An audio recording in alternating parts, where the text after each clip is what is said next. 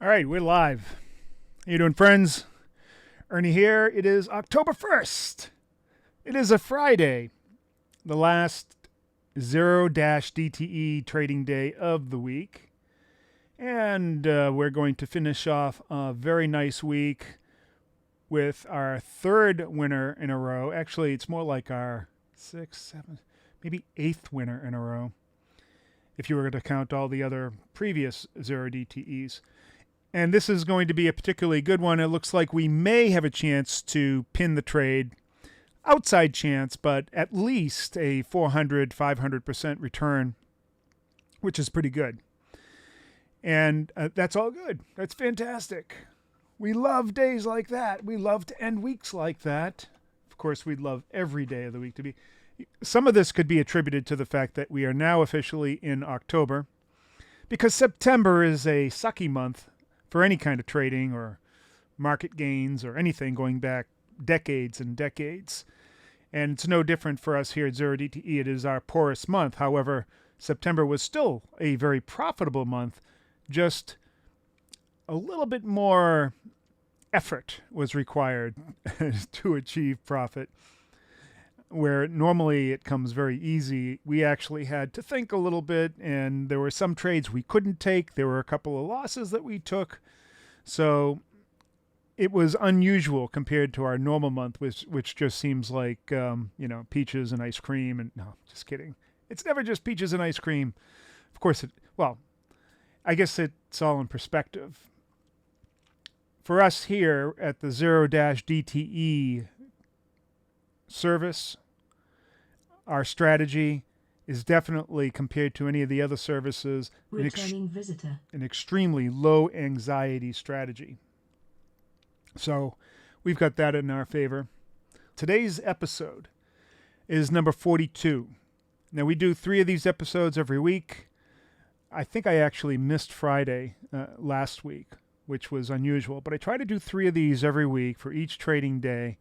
And we talk about the trades for that week, the strategy, a particular topic. And the topic for today is a follow-up to another topic that I did. I believe it was the last episode where we talked about growth strategies, or whether this is growth or income, and what is the difference. And let me just say right off the bat that there really is no such thing as an income strategy for traders.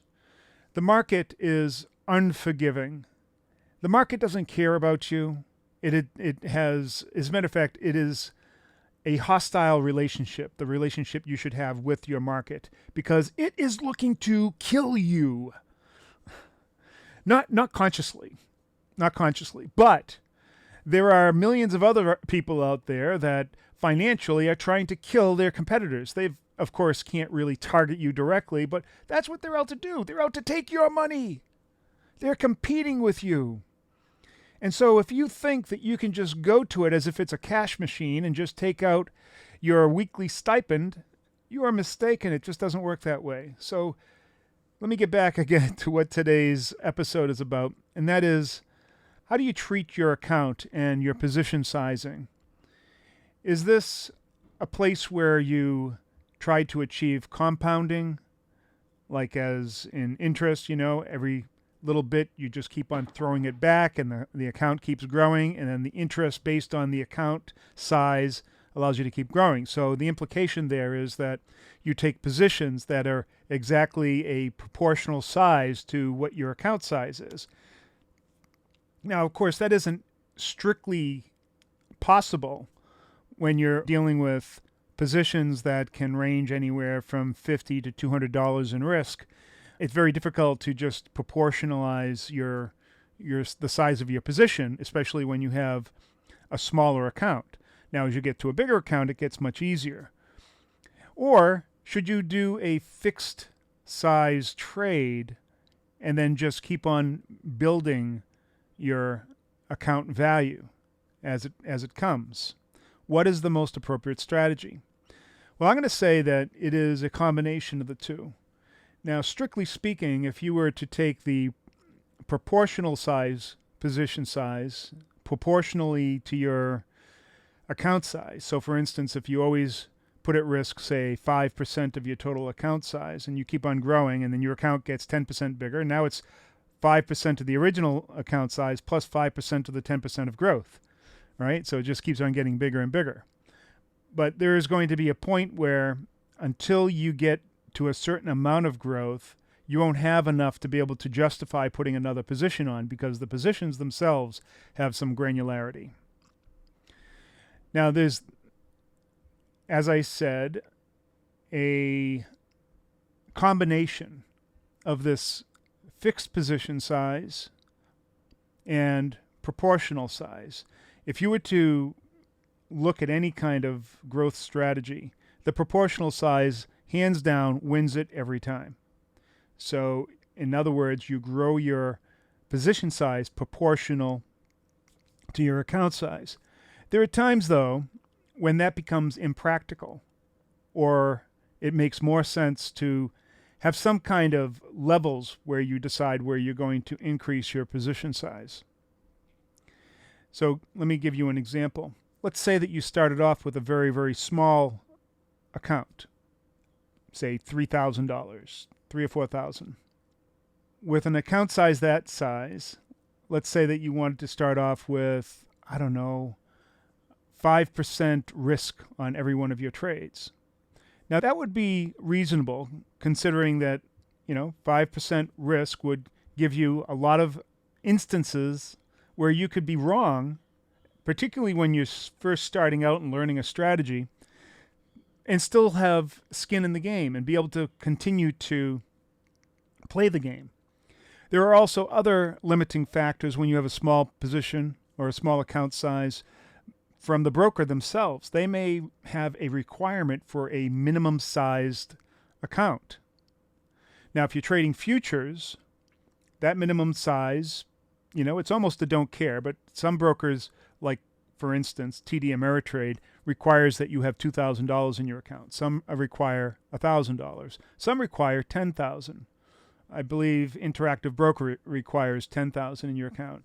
So you're limited, first of all, to your account size and whether or not you can even trade any size based on based on what broker you have. But let's say it's TD Ameritrade, the most popular. We're trading options, and that's one of the most popular options trading platform. They require $2,000. Let's say you start with $3,000 to give yourself some room. And we'll say that we're going to start off with a 5% position size, which would be $150 at risk for each position. That would give me about 6 trades that I could lose if all my position sizes were exactly the same, before I would be out of the game, and then I would have to refinance and add more to it, because I would be hitting that $2,000 barrier.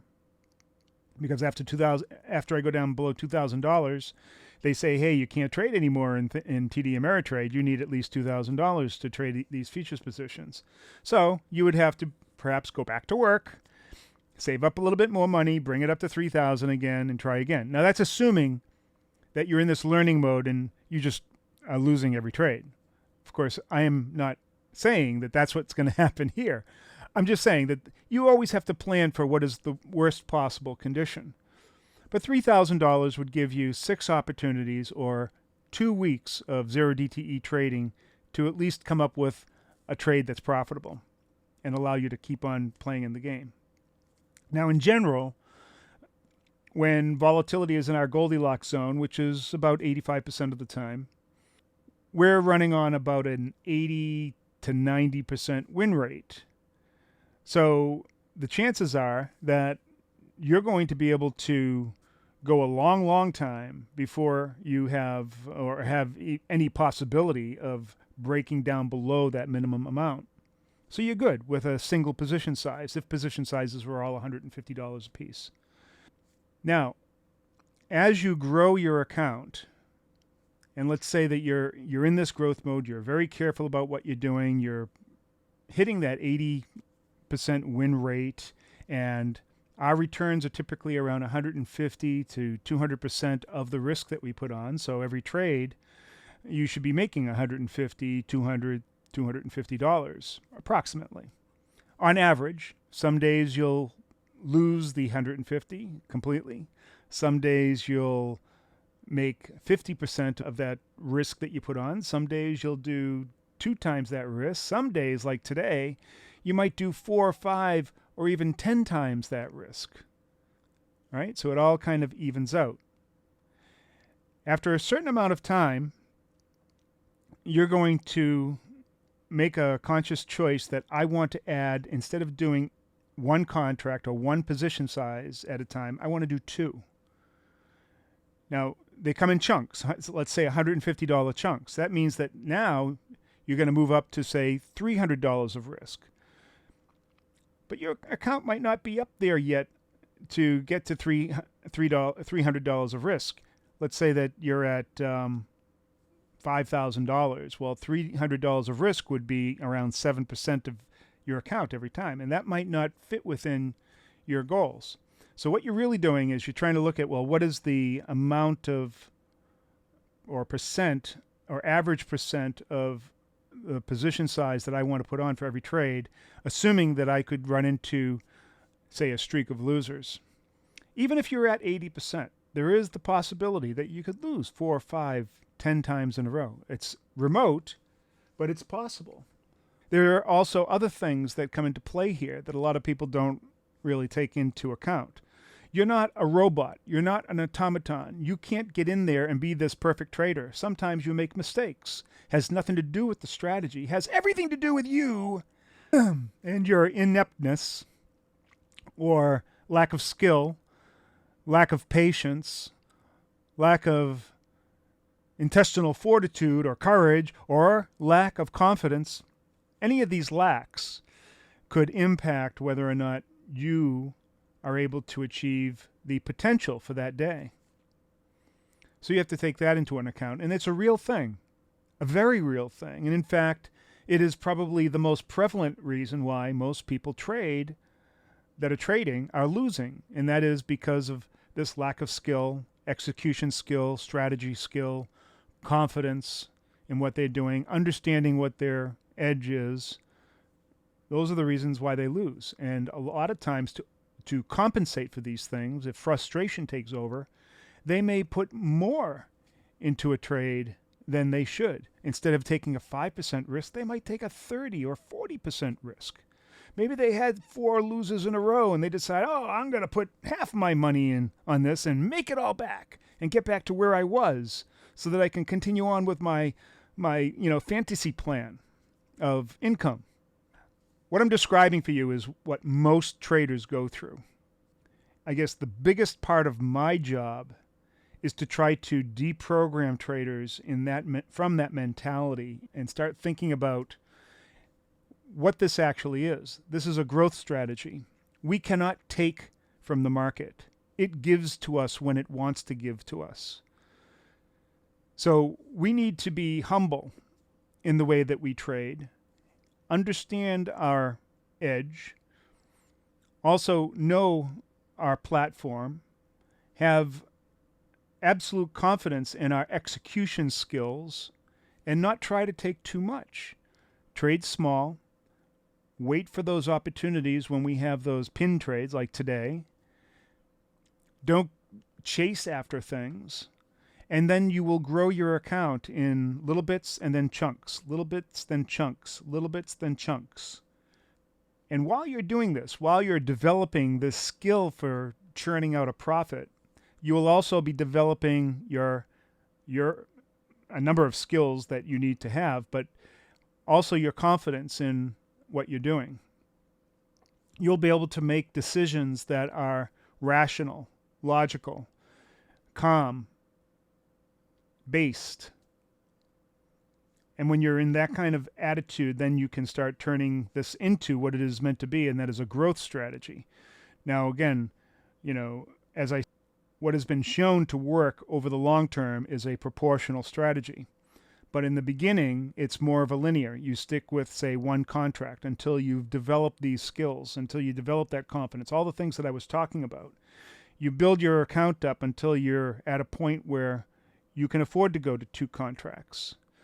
Sometimes you might want to build it up so that you go a little bit beyond that, so you have some leg room. Because what happens if you lose some, Now, when you build up and you're up to 2 position sizes, you can also lose twice as fast as well as win twice as fast.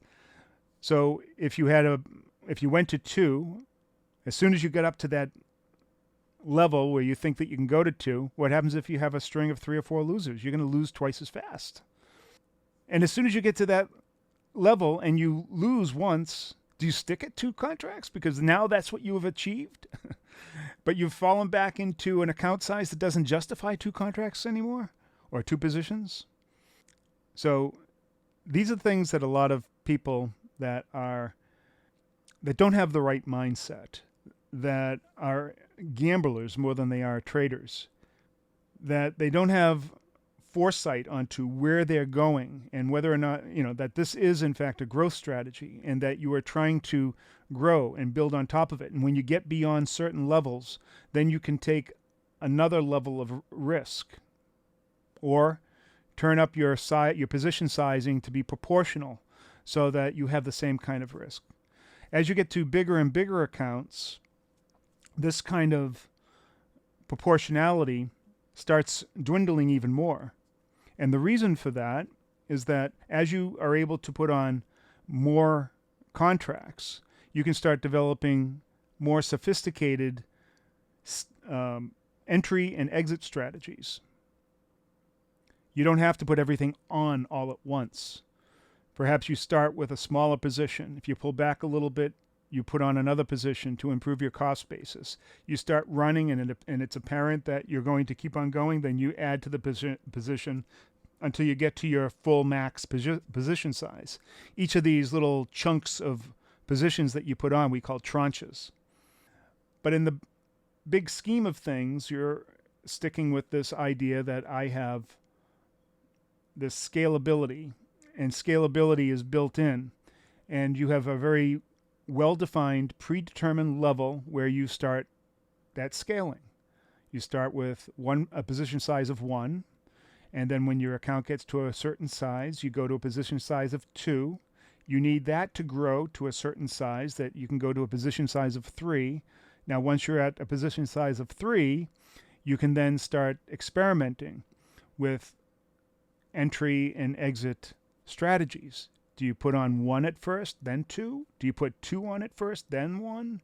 Do you take off 1 if you get to a certain level? Do you take off 2 if you get to a certain level where you guarantee profit and then you can let the other one ride?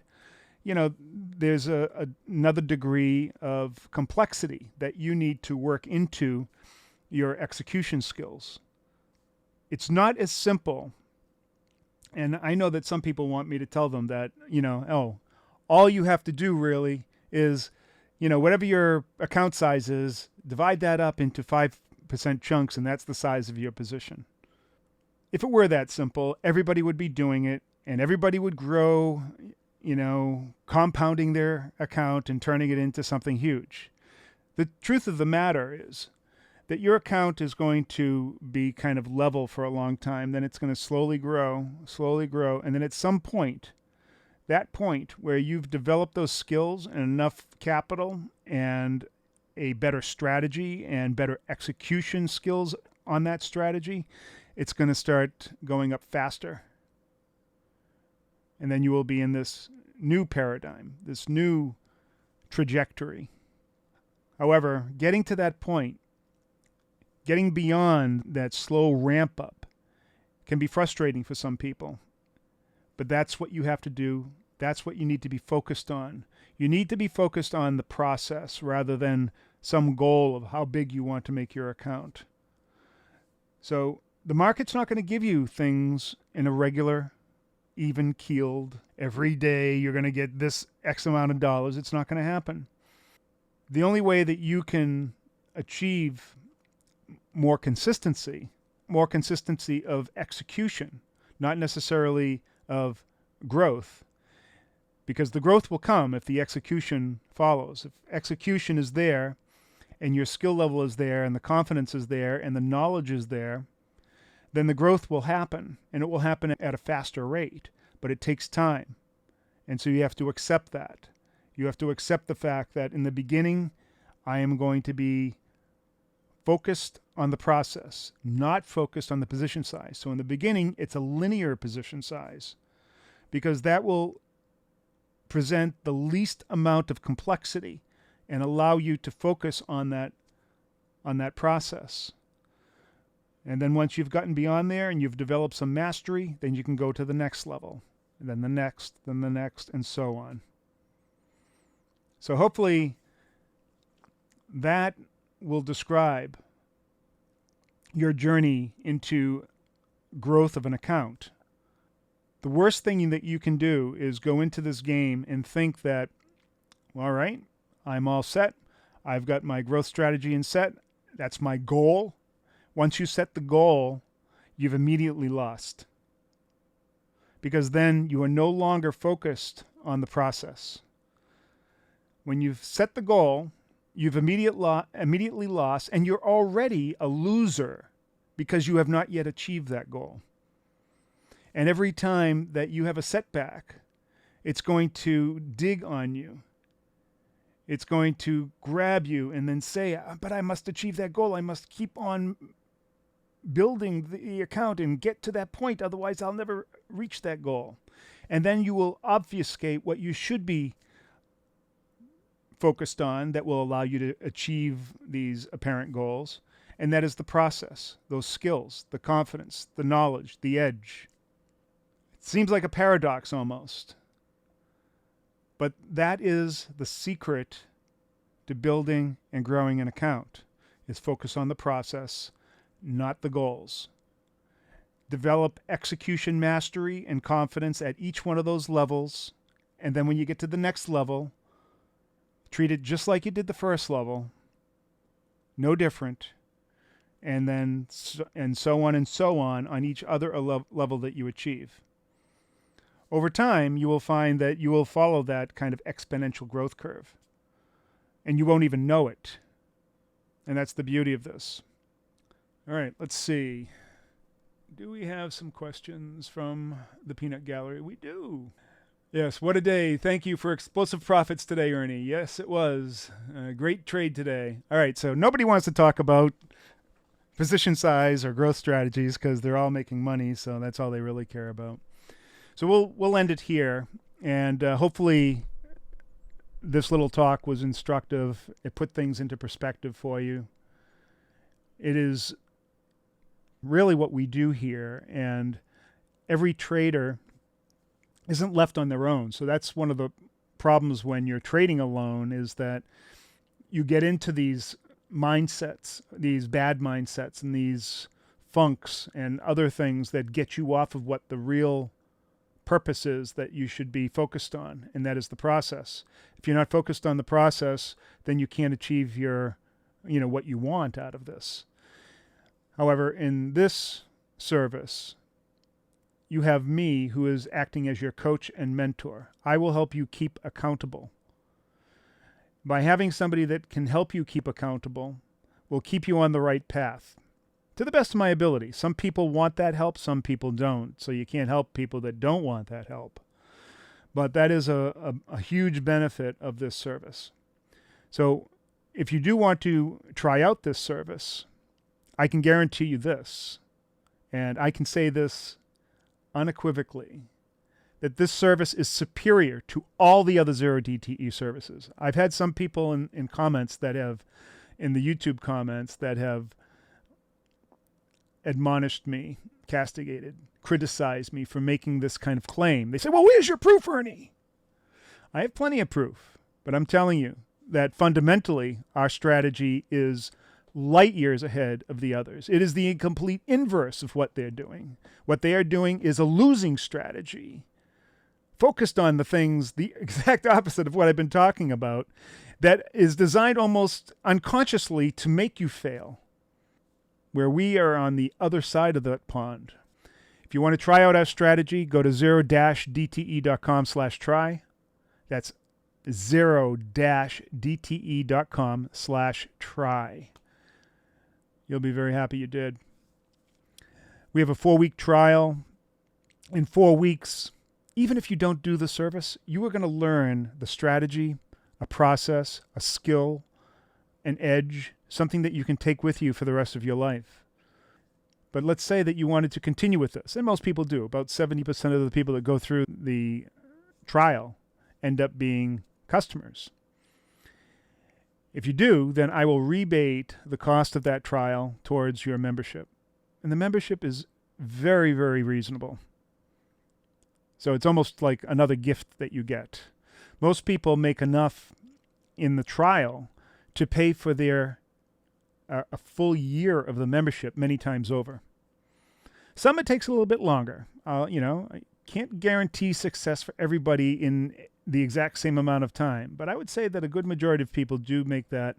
Sometimes they make it in one trade, like today. I mean, a lot of people, I'm sure, made enough today to pay for their service for the whole year, maybe 2 years, maybe 3, maybe 5.